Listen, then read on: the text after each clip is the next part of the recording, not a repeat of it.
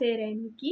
நம்ம வந்து பிரியாணி செய்கிறோம். பட்டை ஏலக்காய் கிராம்பு போட்டாச்சு, இப்போ வெங்காயம் போட்டாச்சு. இப்போ வெங்காயம் இது நல்லா ஃப்ரை ஆகட்டும். ஒரு குயிக் பிரியாணி இது, சரியா? இப்போ வந்து வெங்காயம் நல்லா ஃப்ரை ஆகட்டும். நம்ம பண்ண போகிறது குயிக் பிரியாணி. சரி, இதுக்கு வந்து என்ன பண்ணுறேன்னா மிளகாத்தூள்லாம் போட போகிறதில்ல. இப்போ மிக்ஸி கப்பில் வந்து நான் பச்சை மிளகா போட்டுக்கிறேன். அண்டு அதில் வந்து கொஞ்சம் புதினா கொத்தமல்லி போட்டுக்கிறேன் அரைக்கிறதுக்கு. புதினா கொத்தமல்லி ஃபுல்லாகவே அரைச்சிடலாம், சரியா?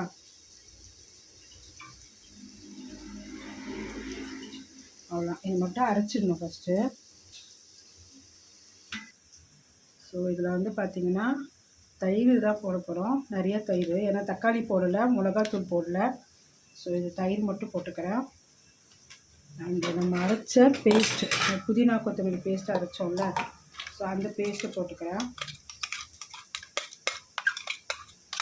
பச்சை மிளகாவும் இது புதினா கொத்தமல்லி இந்த பேஸ்ட் போட்டுக்கலாம். போட்டுட்டு இதை நல்லா மிக்ஸ் பண்ணிடணும். மிளகா போட்டதுனால நான் கை போடல, எரியும் இல்லாட்டி. ஸோ இது நல்லாவே கொஞ்சம் மிக்ஸ் பண்ணி வச்சுக்கலாம். இதில் வந்து நான் வந்து பிரியாணி மசாலா ஆட் பண்ணுவேன், இதை ஆட் பண்ணுறேன். ஸோ இது தேவையான சால்ட் இதுக்கு போட்டுக்கலாம். ஸோ இதில் வந்து கொஞ்சம் கரம் மசாலா, பிரியாணி மசாலா போட்டுக்கிறேன், வேறு எதுவுமே போடல, அவ்வளோதான். மிக்ஸ் பண்ணி கொஞ்சம் அப்படியே வைக்கலாம், ஷார்டேட் பண்ணி வச்சிடலாம். இப்போ வந்து வெங்காயம் வந்து ஃப்ரை ஆகிட்டுருக்கு. ஸோ நல்லா ஃப்ரை ஆகட்டும் வெங்காயம். சால்ட்டு போட்டாச்சு, தயிர், புதினாவும் கொத்தமல்லி, பச்சை மிளகா, அதுக்கப்புறம் கொஞ்சம் கரம் மசாலா, அதாவது பிரியாணி மசாலா. வெங்காயம் கொஞ்சம் ஜாஸ்தி தான் போட்டுட்டேன்னா நல்லா ஃப்ரை ஆகட்டும். ஃப்ரை ஆகிடுச்சு ஆனியனு. இதில் வந்து நான் இஞ்சி பூண்டு போட்டுக்கிறேன். எவ்வளோ தேவையோ இஞ்சி பூண்டு போட்டுக்கலாம். இப்போ வந்து 1/2 kg தான் பண்ணுறேன். இதில் கோழி நல்லா இது வந்து நல்லா ஃப்ரை ஆகும் இஞ்சி பூண்டு.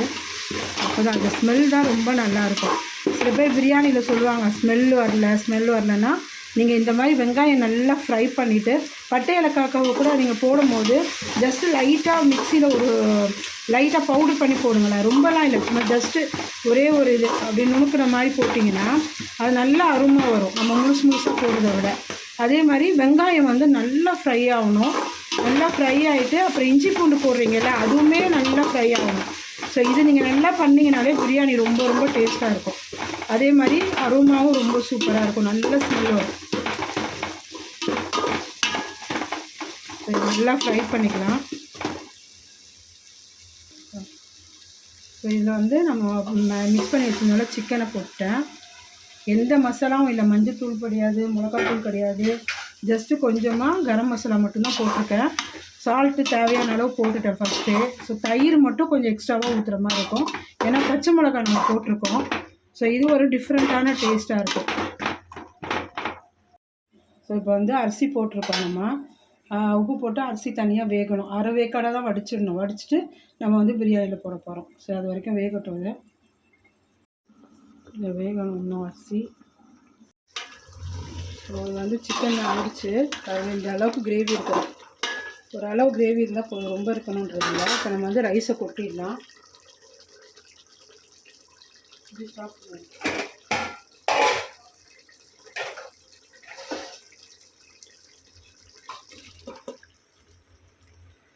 அப்படியே இப்போ நம்ம வந்து ரைஸ் போட்டோம். ரைஸ் போட்டு உடனே கிண்டக்கூடாது, ஒரு 2 minutes அப்படியே தம்மில் இருக்கணும். அப்படியே மூடி வந்து ஒரு 5 minutes கிட்ட விட்டுடலாம் கரெக்டாக. தான் நம்ம மிக்ஸ் பண்ணணும். அதை நம்ம வந்து பாருங்கள் போக வருது. நம்ம வந்து இதை வந்து கிண்டிடலாம். ஸோ கிண்டுறது வந்து இப்படி தான் கிண்டணும். பாருங்கள் ஒரு அழகாக இருக்குது கலர், நல்லா ஒயிட் பிரியாணி. இது இந்த மாதிரி எடுத்து மேலே போட்டு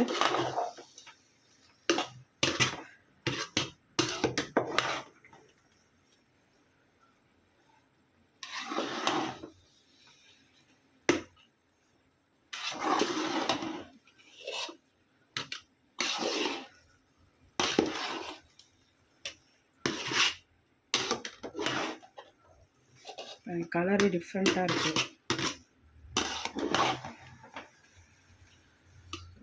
இது வந்து குவிக் ஃபாஸ்ட் பிரியாணி, டக்குன்னு பண்ணிடலாம்.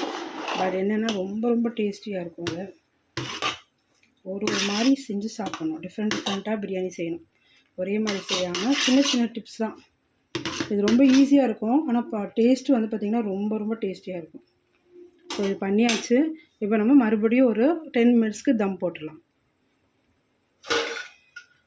வச்சுட்டு அதை நம்ம அரிசி வடித்தோம்ல, அந்த தண்ணியும் நம்ம வந்து மேலே வந்து தம் போடணும். சூடாக வந்து அந்த சுடுதண்ணி வந்து வச்சிடணும். இதில் நம்ம அரிசி வடித்த தண்ணியை இது மேலே வச்சுட்டு நல்லா க்ளோஸ் பண்ணிடணும். இதையும் க்ளோஸ் பண்ணிவிட்டு இன்னும் ஒரு 10 மினிட்ஸ் அப்படியே வச்சிடலாம். சிம்மில் தான் வைக்கணும், நம்ம ஃபாஸ்ட்டாலாம் வைக்கக்கூடாது, சிம்லேயே வச்சுருங்க. ஏன்னா இப்போ நம்ம கலரிட்டோம். இப்போ 10 மினிட்ஸ் அப்படியே இருக்கட்டும், அதுக்கப்புறம் நம்ம ஆஃப் பண்ணிடலாம். ஸோ நம்ம பிரியாணி வந்து ரெடி ஆகிடுச்சு. இங்கே பாருங்கள், சூப்பராக இருக்குது. நம்ம சாப்பிட்லாம்.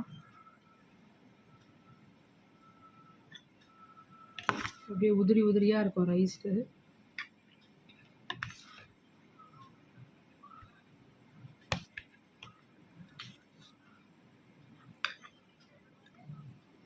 சூப்பராக இருக்கா? ஸோ நம்ம இதுக்கு காம்பினேஷன் வந்து வெங்காயம் பச்சடி. ஸோ நம்ம சிக்கன் பொரிச்சுக்கலாம், இல்லைனா எக்கு, நமக்கு எது வேணுமோ எடுத்துக்கலாம். பட் நான் இப்போ அவசரமாக பண்ணதுனால ஒன்லி ஆனியன் பச்சடி, அப்புறம் வந்து மாம்பழம். ஸோ இப்போ மாம்பழ சீசனில் அதனால் மாம்பழம் எடுத்திருக்கேன். ஸோ நம்ம பிரியாணி பார்த்திங்கன்னா இங்கே பாருங்கள், அப்படியே உதிரி உதிரியாக இருக்குது. ரொம்பவே டேஸ்டி பிரியாணி, பட் ரொம்ப சூடாக இருக்குது. ஜஸ்டா வா சாப்பிட்லாம். வா வாங்கிக்கோ.